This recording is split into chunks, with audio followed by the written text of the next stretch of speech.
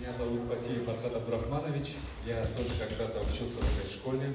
Сегодня я, может быть, долго думал, прежде чем приехать сюда, в Ярославскую область, потому что ездил по разным регионам страны, встречаюсь со школьниками, со студентами и думаю, надо заглянуть в нашу школу, как там наши преподаватели, учителя, как дети, которые здесь учатся, молодежь. И рад всех вас видеть. Мы проведем сегодняшнее мероприятие. У нас, правда, немного времени. Программа у нас в основном рассчитана на университеты, 1,5 часа. У нас 40 минут.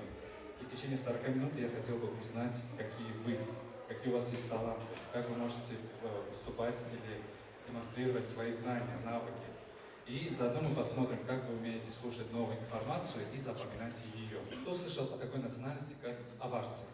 Поднимите руки. Так. Нет, все нормально, все нормально. Если не знаю, значит не знаю. Даргинцы. Так, хорошо. Армяне. Так. Якуты.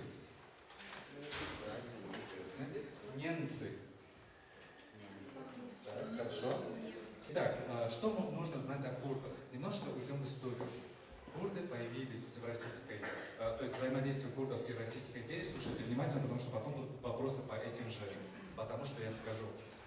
В результате взаимодействия Российской империи с Ближним Востоком, в результате боя с Османской империей и с Персидской империей, очень часто курды поддерживали Российскую империю, и по итогам войны получалось так, что часть курдов переселялась за Кавказе. Позже, уже в советские времена, там образовались республики. Скажите, сколько по официальным данным в России проживает курдов? Кто первый поднимет руку? Сколько? Так, руку поднимаем, только поднимает столько, кто поднимет руку. Так, сколько? Представьтесь, встаем.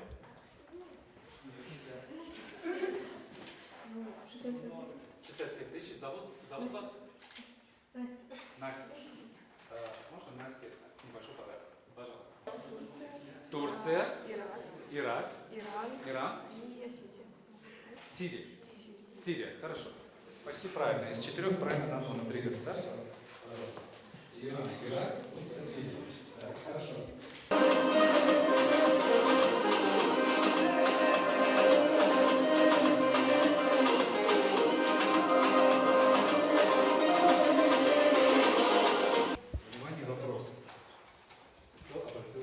Кто может описать курдский мужской костюм? Что вы заметили? Какие вот основные его особенности? Я обратила внимание на одну модель костюма. Это штаны, то есть костюм, пиджак и шапка. Так, штаны, какие они были особенности? Широкие. Штаны широкие, правильно. Пиджак тоже широкий. Пиджак тоже, может быть, широкий. Что-то на пиджаке было? Там был большой шарф, поэтому... Шапка, заметьте. Да, есть такой платок. Так. Еще что-то было над рубашкой? Жилетка, да. То есть обязательными элементами курдского костюма являются, соответственно, брюки, такие широкие штаны, рубашка, сверху жилетка. И элементом может быть платок.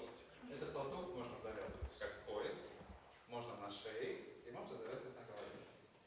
Хорошо. Спасибо. Это вам. На досуге можно будет разукрашивать и читать курдские сказки. Это и комикс, и раскраска одновременно. Внимание, вопрос. Сколько разновидностей жилеток существует в мужском костюме? Пожалуйста. 3, 4, 5.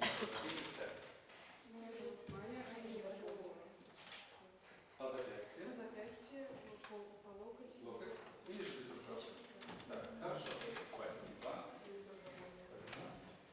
Так, а штаны? Сколько разновидностей существует? Вы первая. София. 3. По всей длине широкие. Широкие бедра, потом сужается. Сужается откуда? На колено. От колена. Так, хорошо. И сужающиеся постепенно к щиколотке. Спасибо. Держите, запишу. По данным ФНК курдов, сколько курдов в России проживает? Нет? 60. Нет, это официально по переписи. 50? Нет? Нет? Нет? Кто поднимет руку здесь? Сколько курдов по данным ФНК курдов проживает в России? Кто был первый? Я просто не заметил. Вы? 57 тысяч. Неправильно. 300 тысяч. Правильно. Правильно. 300 тысяч по данным ФНК. Потому что на перепись приходят не все, и не все переписываются. Так, пожалуйста, держите. Если мужчина одел серый костюм, это значит... Что? Это значит повседневное. Повседневно жизнь, шаг вперед, правильно. Если мужчина одел черный костюм, опять же, официальный встречи, да. Для чего служит платок в мужском костюме? Для чего он служит? Закрывать голову еще. Так. Завязывать еще куда? Как пояс и на шею. Правильно? Шаг вперед. Есть. Правильно. Во время исполнения гувайна танцор движется слева направо, но в некоторых случаях наоборот, справа налево. Отдельные виды гувайна исполняются исключительно на месте. Главный акцент в большинстве видов гувайна приходится на плечи, корпус и ноги. В редких случаях танцор задействует голову и еще реже бедра. При всей кажущейся непринужденности гувайн очень сложный групповой танец, одинаково исполняемый как мужчинами, так и женщинами. Это латунное соединение.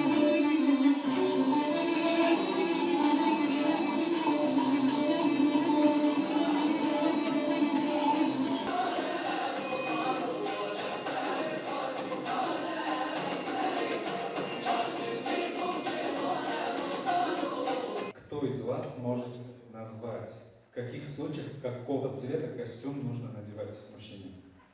Костюм надо прийти. Сразу 2 шага сделайте, пожалуйста. Синий это рабочий, правильно. Коричневый и серый это повседневный. Коричневый и серый повседневной жизни. Черный это официальный. Только черный. Черный и белый официальные. Еще военные кто? Бежевый там. Так, бежевый с песочным. Вроде праздничный. Праздничный. И осталось военный костюм. Зеленый. Зеленый. 2 шага вперед, можете вернуться. Кто сможет показать, назвать все виды соединения рук? Танца. Мизинчиковая. Раз. Есть. Плечевой. 2. Есть. Поясничный. 3. Есть. И